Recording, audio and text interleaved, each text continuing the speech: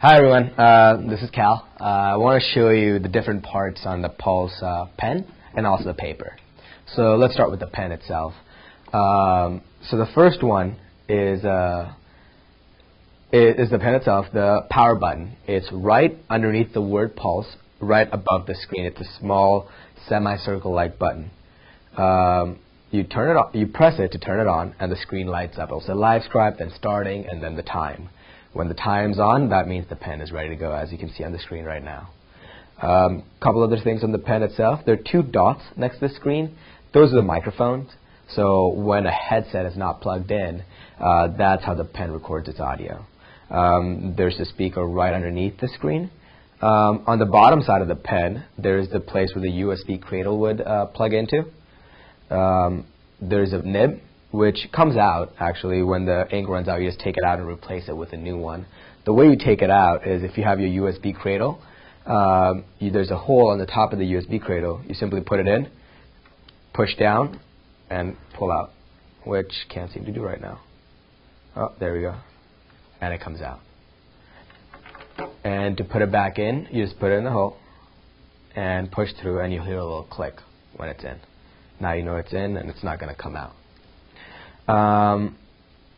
And the last thing I want to show you on the pen itself is right underneath the nib, there's a small glass screen. That's where the camera for the pen itself records all your pen strokes is. So you want to make sure you're not blocking it when you're writing it. Like, you don't want to write like this. You always want to make sure it's open. You always want to make sure it's open like this. Okay. Now I want to move on to the paper. The notebook itself has buttons in the bottom row. Let's start with the first one, the record button. When you want to start recording the audio, you simply want to hit record, and it starts recording all the audio going around you.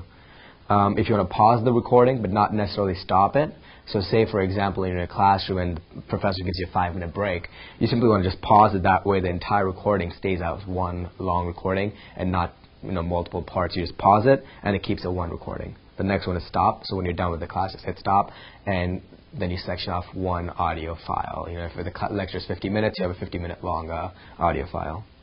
The next button I want to go into is the jump buttons. Jump back and jump forward. Those buttons can be used when you're studying for your test, you're re-listening to audio. You tap on your notes and you start listening to the audio that the professor said again. And say you aren't at the part you want to listen to, you just hit jump forward and it'll skip 10 seconds forward, and you keep hitting that for every 10 seconds. And same thing with backwards. You can keep hitting back to jump back 10 seconds if you want to re-listen to something or you aren't at the right place. The next set of buttons are the bookmark buttons. When you're studying, say there's an important audio section, you should just simply bookmark it by pressing the start button. Every time something important comes along, just hit the start button to bookmark it.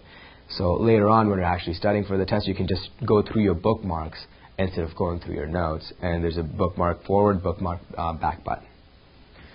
The next button on this sequence of buttons is the jump to position button. So say your audio is 10 minutes long, but you want to go right in the middle of it.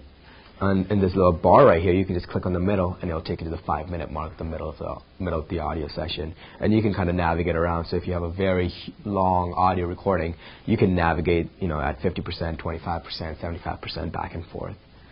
The next one is the playback speed button.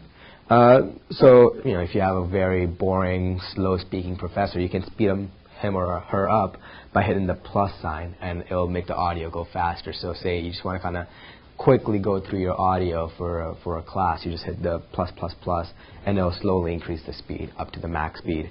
Same thing with the minus button. If you want to slow your professor speaking down, just hit the minus button and it'll slow the professor's audio down. And the last one is the volume up and volume down. If it's too loud, if it's too soft, you can fix that by simply going up or going down on the volume buttons. And the last one's a mute button. If you want to stop the audio in a class or anything like that, you can just hit mute and it'll stop the audio. I hope this helps.